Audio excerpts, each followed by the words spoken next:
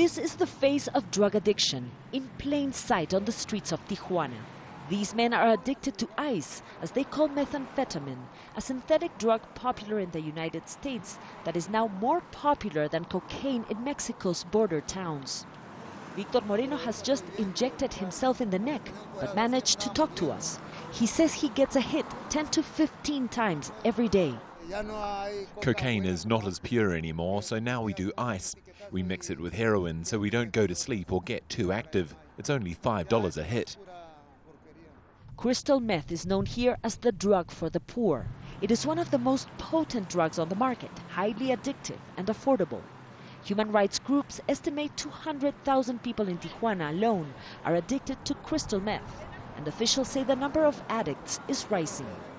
The business generates huge profits. In 2007, federal agents discovered $207 million, the largest cash bust ever, profits from meth sales. I'm standing on the border between Tijuana and California. Now, drug traffickers are not sending all their shipments across because they have found a lucrative market to sell their drugs in populous cities like Tijuana. Officials here say that's one of the reasons why the turf war between drug cartels has become much more violent here. Last year, 856 people died in Tijuana in drug-related killings. Victims were tortured, dismembered, even decapitated. Control of territory, consumption and addiction were all related to these deaths. We analyzed the bodies and results showed that they had taken the drug. The victims in Tijuana are part of the drugs war death toll that's now past 13,000 in the 3 years since President Felipe Calderón took office and declared war on the cartels. To fight production of methamphetamine, authorities banned 1,400 pharmacies in Tijuana from selling the ingredient for crystal meth. But that hasn't stopped people from making the drug. This lab in the city of Culiacán is thought to have produced 40 metric tons of the synthetic drug.